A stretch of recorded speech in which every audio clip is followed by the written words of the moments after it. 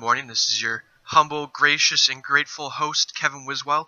This is the Week 9 podcast for the League of Mashad. I'd like to shout out our first-time viewers and our last-time viewers. Billy Gray, that's for you. I'm going to get it started. This week, I'll go over the recaps. I'll start off with myself and Lou. Lou beat me 182.6 to 161.3. Disappointing again. My team is trajecting still down, but we're going up. We made a trade.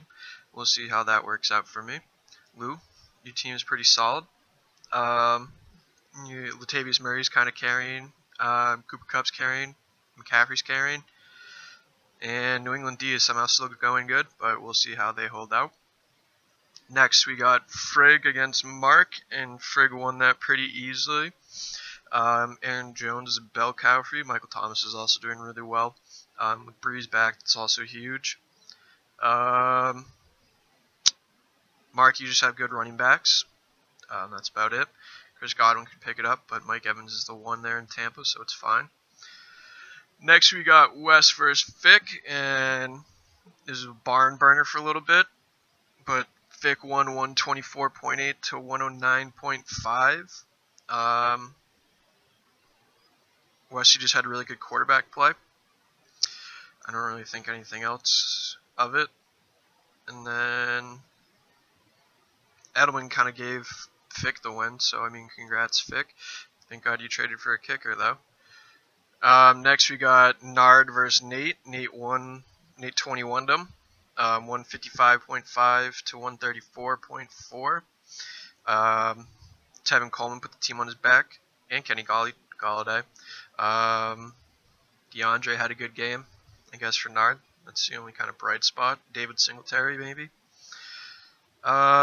Next, we got Bill versus Sage. Sage won pretty big, 165.3 to 133.7.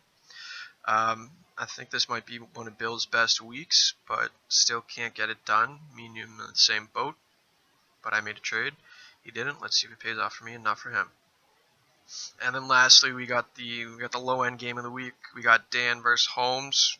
Dan won 113.6 to Holmes' 84.4. That's a really, really ugly team for Holmes, or ugly scores. But hey, what are you gonna do? Sometimes it just happens like that. So standings right now, we got Lou in first, 6-2. Dan in second at 6-2. Frigg at 5-3. Sage at 5-3. Nate at 5-3. Holmes and Nard are both locked up at 4-4. And then you got Mark, Josh, and Wes all at 3-5, and me and Bill at 2-6. I'm gonna go into projection or next week's games. I'll start off with myself and Sage. I'm projected 143 to 117. That's without Sage having a kicker. I don't really think that shoots it up too much, but I'm hoping to win. That'd be kind of cool. Le'Veon plays Miami this week. We can see if we can get a bounce back game from him. We'll hope Chubb does something, and hope Zeke doesn't do too much. Next we have Friggy versus Fick. We got the Battle of the Ginges this week. Friggy's projected to win 121 to 115. And I'll pick him as well. I don't really think Fick is a great team. Matt Breed is second, and Sony doesn't really get that many touches. It's just kind of, he'd rely on his wide receivers a lot. Next we got Nate versus Wes. It's 120 to 119 projections. That's without Nate having a running back or Wes filling out a defense for the week. Excuse me.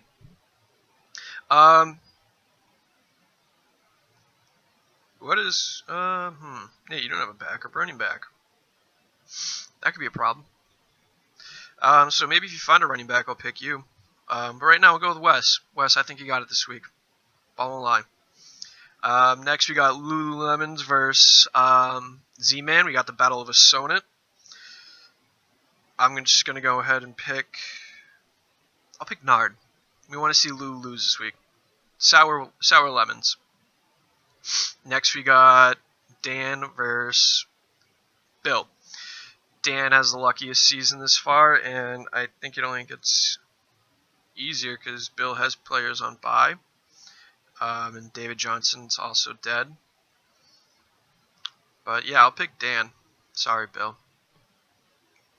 And then lastly, we have Shoney with a slight breeze. That doesn't really make sense. We got Mark versus Holmes. I am going to go with Holmes because he has Amari Cooper on a Monday night, and that will prove lethal. Now I'll go into my top 10. My top 10, I need to take my shits off for this so I can read it. My top 10, actually I'm going to do a top 12 to make it a little bit more even because there's 12 people in our league. I did the top 12 parents of the league. Coming in at number 12 is Jimbo. My dad. He's alright. He's not really that good or that bad, but he's kind of stupid. Next I got Larkin's dad. I don't know his actual first name, but funny dude. I remember he threw rocks at people one time. Next I have Andrew's mom. Andrew's mom is pretty chill. And she's pretty easy to talk to. Not bad when we were younger. Next I have Bernie. I don't know how Bernie made it this high on the list. Bernie's done some pretty fucked up things to probably all of us here. But hey, he's a cool dude. Can't complain. Next, I have Wes's dad, Larry. Larry's exactly like Wes. They're both kind of goofballs. Funny and kind of chill to talk to. Next, I have Sage's mom at 7. Sage's mom is pretty cool as well. She's always kind of down to go out and do stuff. Next, I got Carrie Gray. Carrie Gray is dope mom. She's always down to kind of let the boys have fun and whatnot. 5, I got Scotty. Most of us know Scotty Holmes from sports or whatnot. He's been our coach at one point. Super cool dude, super funny. Next, I have at 4, Lisa Casani. If you've ever been over at Nate's house in the morning, you're definitely probably getting breakfast. If you've been over at night, you're definitely probably getting dinner. Super lovable mom. Nate's really lucky. 3, I got Jason Dessert. Jason's an all-time dad. Really grew into the role over the past couple years. Super chill guy. 2, I got Wilton Francis Gray III. Just a bona fide stud. Quality dad. Makes fun of Bill a lot, which is really funny, but he can also make fun of Bill's friends, which is sometimes scary. He also lets us ransack his house for probably 4 summers straight.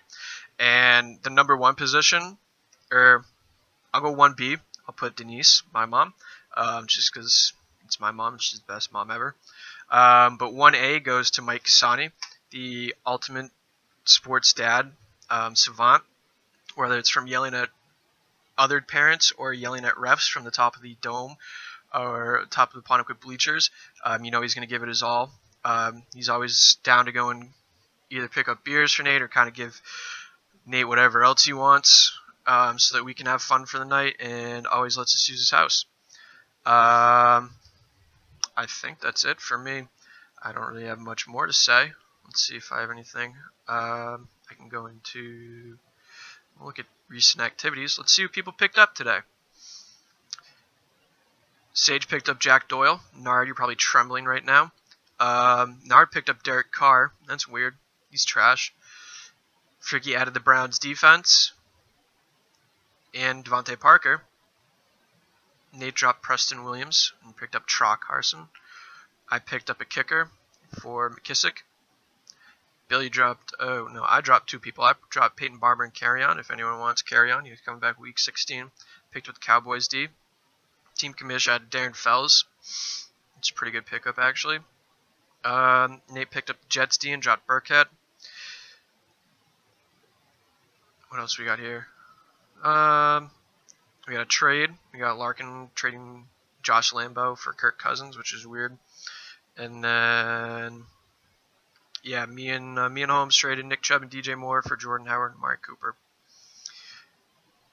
So, yeah, that's what I think I got. Oh, I can do final standings. Starting at 12, we'll go Mark. Next is Wes, or next is Bill. Next is Wes, Dan, then Nard,